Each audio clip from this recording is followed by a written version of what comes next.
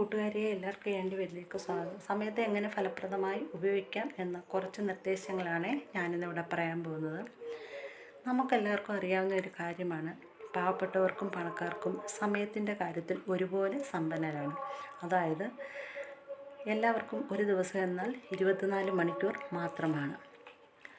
ചിലരൊക്കെ സമയത്ത് പറയുന്നത് കേട്ടിട്ടില്ലേ, ഇന്നെനിക്ക് സമയം പോയി, അല്ല ഇന്ന് എനിക്കൊന്നും ചെയ്യാൻ പറ്റിയില്ല, എങ്ങനെ ഇത്രയും സമയമായി, ഇന്നത്തെ ദിവസം പോക്കടിച്ചു എന്നൊക്കെ പറഞ്ഞുകൊണ്ട് അവരവർ തന്നെ അവരവരെ പഴിച്ചുകൊണ്ടേയിരിക്കും.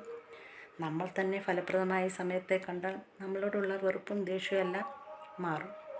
സമയത്തെ എങ്ങനെ ഫലപ്രദമായി കൊണ്ടുപോകാമെന്ന ഒന്നാമത്തെ നിർദ്ദേശമാണ് ഞാനിന്നിവിടെ പറയുന്നത്. ചെയ്തു തീർക്കേണ്ട കാര്യങ്ങൾ മുൻകൂട്ടി മനസ്സിൽ കാണുക. അതായത് അടുത്ത ദിവസം, ഒരാഴ്ചയ്ക്കുള്ളിൽ, ഒരു മാസത്തിനുള്ളിൽ, ഒരു വർഷത്തിനുള്ളിൽ ചെയ്യേണ്ടതൊക്കെ മനസ്സിൽ കാണുക. രണ്ടാമത്, ചെയ്യേണ്ട കാര്യങ്ങളുടെ പ്രാധാന്യം അനുസരിച്ച് ക്രമീകരിക്കുക. എന്ന് വെച്ചാൽ വളരെ പെട്ടെന്ന് ചെയ്യേണ്ടത്, ഉടനെ ചെയ്യേണ്ടത്, സാവകാശമാണെങ്കിലും ചെയ്യേണ്ടത് എന്നിങ്ങനെയുള്ള ക്രമീകരണങ്ങൾ ആവശ്യമാണ്. മൂന്നാമതായി, ഓരോ ദിവസവും എന്തൊക്കെ ചെയ്യണം എന്ന കൃത്യമായ പദ്ധതി തയ്യാറാക്കുക. നാലാമതായിട്ട്, അടുത്ത ദിവസം ചെയ്യാൻ പോകുന്ന കാര്യങ്ങൾ അവയുടെ പ്രാധാന്യമനുസരിച്ച് എഴുതി വയ്ക്കുക.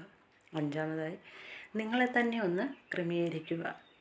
എന്ന് വെച്ചാൽ ഓഫീസിൽ പോകുന്നവരാണെങ്കിൽ അങ്ങനെ, അല്ലെങ്കിൽ സ്കൂളിൽ പോകുന്നവരാണെങ്കിൽ അങ്ങനെ, പിന്നെ യാത്ര ചെയ്യുന്നവരാണെങ്കിൽ അങ്ങനെ. ഇവരൊക്കെ ഇവരുടെ ബാഗിൽ കരുതേണ്ട പേപ്പറുകൾ, പേന, പെൻസിൽ, വാഹന സൗകര്യങ്ങൾ തുടങ്ങിയവയുടെ കാര്യങ്ങളെല്ലാം നേരത്തെ തന്നെ തയ്യാറാക്കി വയ്ക്കുക. ആറാമതായി, ചെയ്യാൻ തീരുമാനിച്ച കാര്യങ്ങൾ എന്ത് പ്രശ്നം ഉണ്ടായാലും ചെയ്തു തീർക്കുമെന്ന ശീലമുണ്ടാക്കുക. ഏഴാമതായിട്ട്, നിങ്ങളുടെ ജോലിക്ക് വേണ്ടി മാത്രമല്ല സമയം നീക്കി വയ്ക്കേണ്ടത്.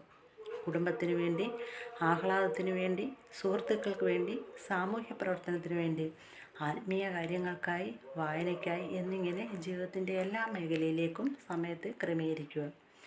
എട്ടാമതായിട്ട്, നിങ്ങളുടെ സമയം കൊല്ലുന്ന അല്ലെങ്കിൽ വെറുതെ കളയുന്നത് എങ്ങനെയൊക്കെയാണെന്ന് വിശകലനം ചെയ്യും. ഉദാഹരണത്തിന്, ടെലിവിഷൻ കണ്ടുകൊണ്ടിരിക്കുമ്പോൾ ഇതുകൊണ്ട് എനിക്ക് എന്തെങ്കിലും പ്രയോജനം കിട്ടുന്നുണ്ടോ എന്ന് ചിന്തിക്കുക. നിങ്ങളുടെ ലക്ഷ്യങ്ങളിൽ എത്തിച്ചേരുന്നതിന് തടസ്സമായി നിൽക്കുന്ന ഒരു കാര്യങ്ങൾക്കുമായി അനാവശ്യമായി സമയം ചിലവഴിക്കരുത്. നിങ്ങൾ ഇന്നിപ്പോൾ ഈ നിമിഷം മുതൽ സമയത്തെ ക്രമീകരിച്ച് മുൻപോട്ട് പോവുക. ഉറപ്പായും ഫലമുണ്ടാവും. എല്ലാ കൂട്ടുകാർക്കും നല്ലത് വരട്ടെ എന്ന് പ്രാർത്ഥിച്ചുകൊണ്ട് നിർത്തുന്നു. നെക്സ്റ്റ് ഒരു വീഡിയോയുമായി വീണ്ടും നമുക്ക് കാണാം.